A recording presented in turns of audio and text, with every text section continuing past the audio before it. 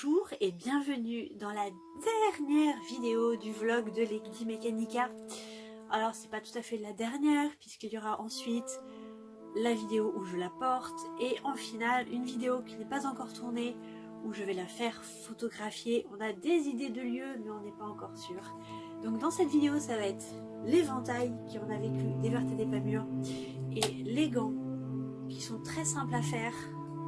Et ceux-là sont vachement cool, ils sont confortables, ils sont adaptés à moi, je suis très contente de ces gants.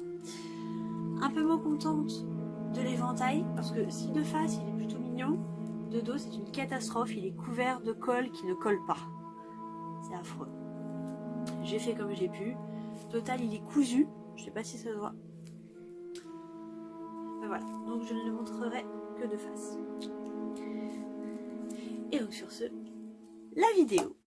Pour l'éventail, j'ai acheté un nécessaire sur Creavea qui propose l'armature en bois, le patron papier et un petit tuto que j'ai voulu respecter mais ça m'a pas trop porté chance. Alors je commence par décalquer donc le patron fourni parce que je ne pourrais pas l'utiliser tel quel puisqu'il va être découpé en différents arcs de cercle dentelés, c'est-à-dire en triangle.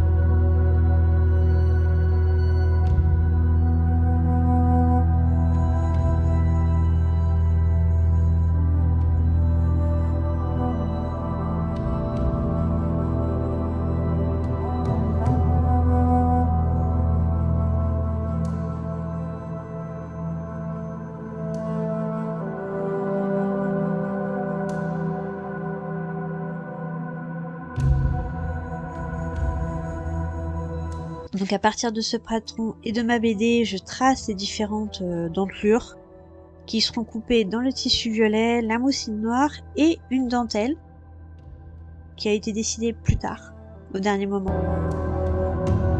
Je prends les mesures sur la BD, sur mon patron, je répartis les dents. Puis je trace. Il y aura en tout 2 arcs violets, un arc en mousseline et les arcs extérieurs en dentelle, mais à ce stade j'ai pas encore décidé, je le déciderai plus tard. Ce seront les arcs extérieurs et intérieurs. Donc j'ai peint l'armature hors caméra pour la même raison que le masque, et en même temps que le masque d'ailleurs, pour histoire de ne pas mettre de la peinture violette partout sur ma pauvre caméra.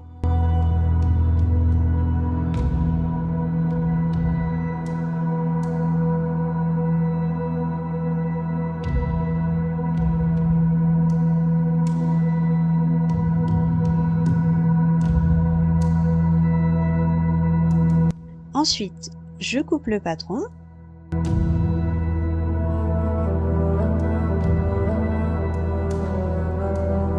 Et lorsque je coupe le tissu, je coupe à 5 mm du patron afin de ménager des valeurs de couture.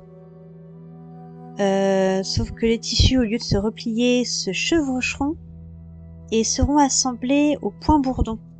Donc vraiment l'un sur l'autre, puis le point bourdon par-dessus.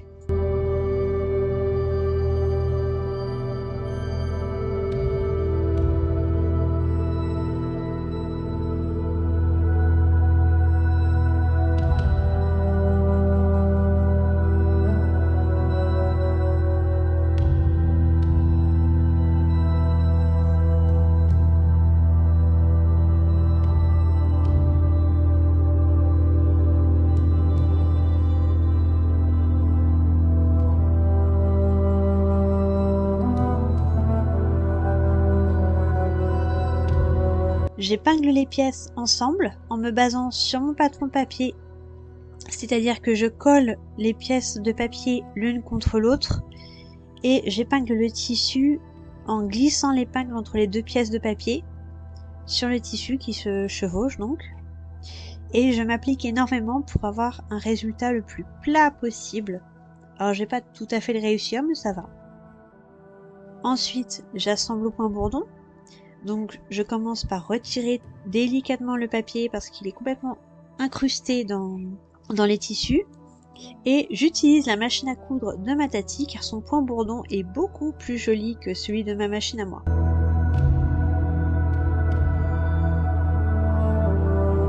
Je coupe ensuite la dentelle. Comme elle est extensible, je me permets d'être un peu moins précise.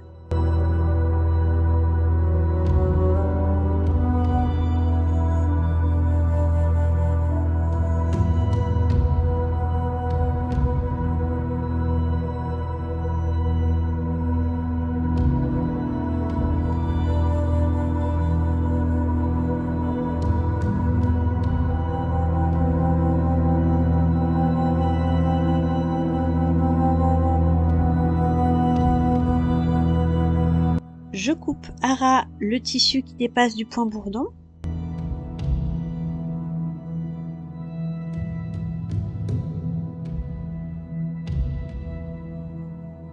Et au dernier moment, je rajoute l'arc intérieur en dentelle parce que je trouvais qu'il manquait quelque chose qui habillait le cercle intérieur de l'éventail. Sans, ça faisait vraiment pas très joli. Il n'était pas prévu, mais l'éventail fait vraiment mieux fini avec.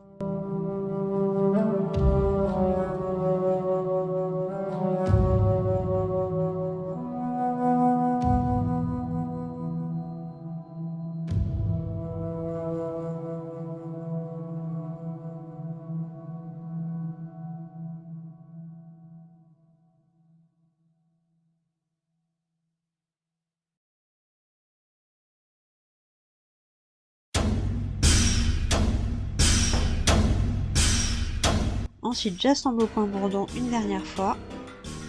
Alors, vous ne le verrez pas à l'écran, mais j'ai essayé de coller le tissu sur l'armature, comme dit dans le tuto, et l'échec fut total. Donc finalement, je couds au point main en me maudissant de ne pas avoir pensé plus tôt à cette solution. C'est vraiment très très bête.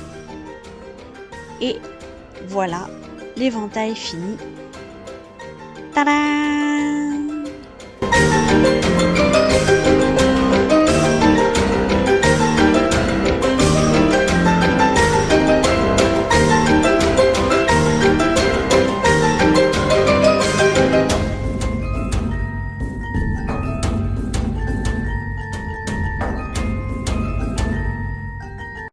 Pour les gants, la matière étant très extensible, je préfère me baser directement sur mon bras et ma main.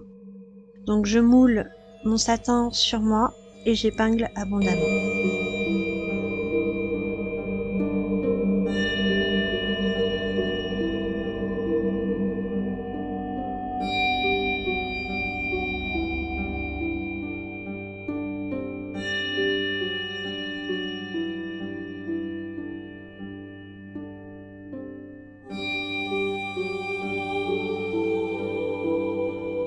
Ensuite, je relève le résultat sur mon papier à patron.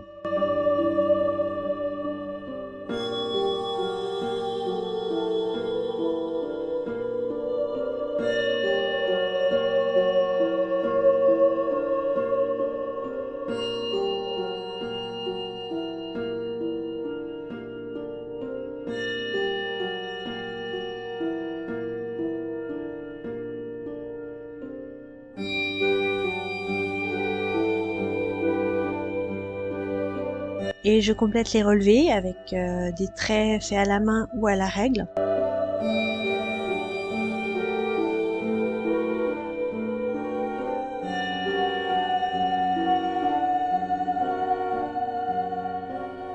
Pour que le résultat final soit un peu plus propre, je redécalque encore sur un autre papier qui sera cette fois-ci mon patron définitif.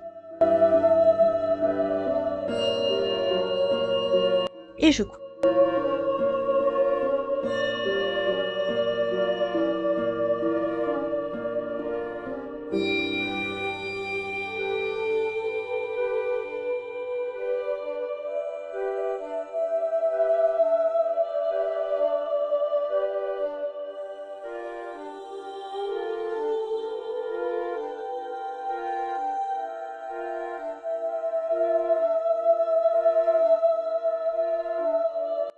Pour terminer le patronage, je dessine le pouce.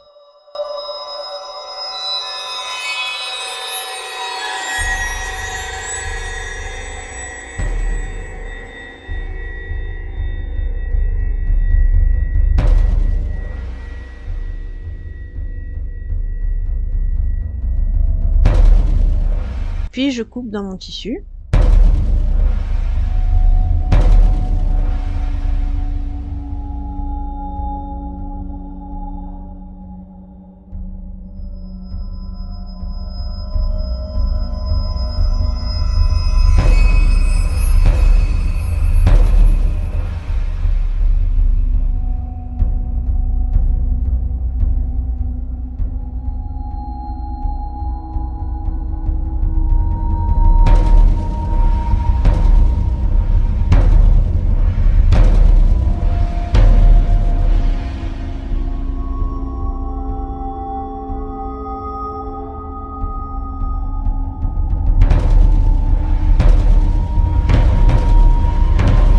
Pour la couture, je commence par le plus difficile, à savoir la main, donc les doigts notamment, qui sont à une valeur de couture de 0,5 mm, puis le pouce.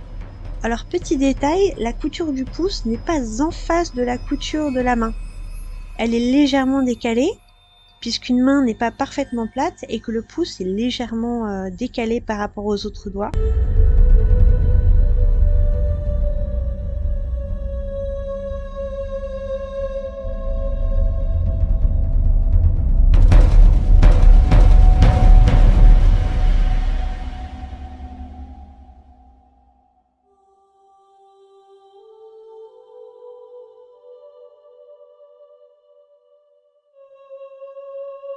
Puis je finis par coudre les bras, à coudre les élastiques en haut des bras.